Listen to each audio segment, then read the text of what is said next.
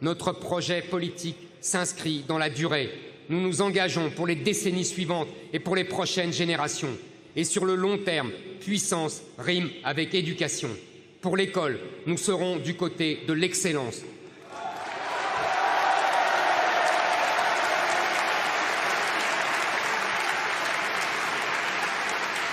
Le modèle scolaire français doit revenir à ses fondamentaux avec une attention particulière pour les mathématiques et les humanités.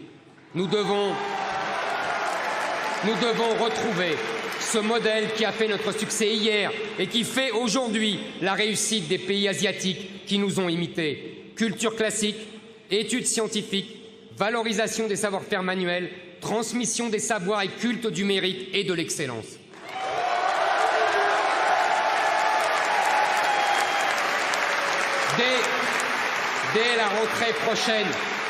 Dès la rentrée prochaine, nous referons de l'école l'instrument de l'assimilation à la française et nous chasserons des classes de nos enfants le pédagogisme, l'islamo-gauchisme et l'idéologie LGBT.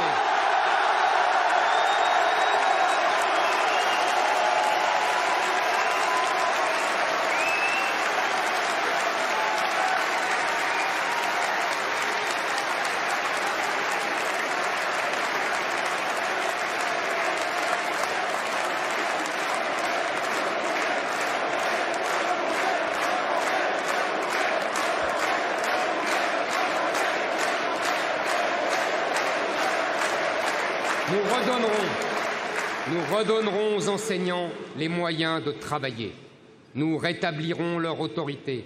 Nous interdirons l'usage de l'écriture inclusive et nous bannirons toute forme de discrimination positive. Oui, je le promets. Oui, je le promets.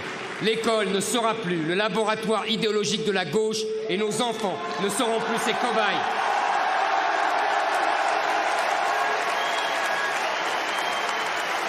L'école de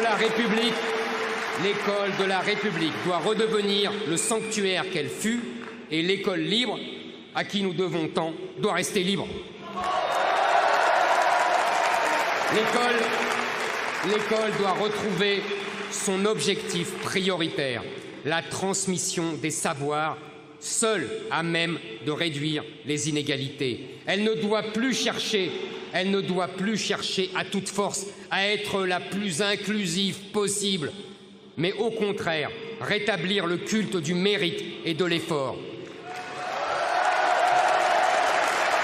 Et c'est parce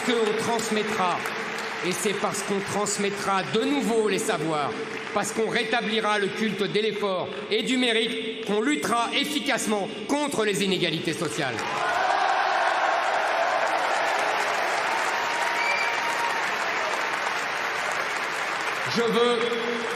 Je veux en finir avec ce pédagogisme qui n'aura eu de cesse depuis 40 ans que de rabaisser le niveau scolaire.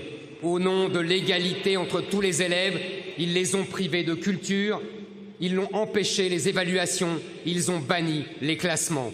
Ils pensaient rendre service aux élèves, ils les ont privés d'excellence, les empêchant de démontrer leur talent, leur intelligence et leur travail.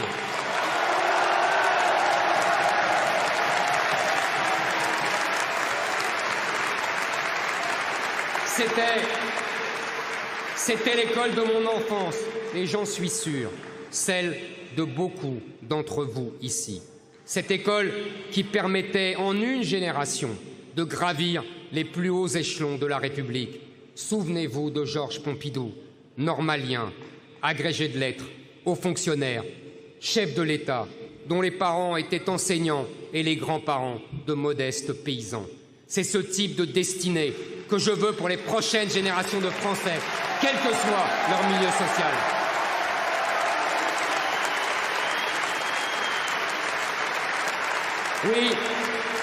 Oui, cette France oubliée, notre France oubliée, a le droit de retrouver une école de qualité. Cette France méprisée a le droit de retrouver des services publics. Cette France abandonnée, qui manque de commissariats, qui manque de trains, qui manque de médecins, qui manque d'hôpitaux, On la prive aussi d'une école à la hauteur de ses rêves pour ses enfants. C'est injuste et c'est inadmissible.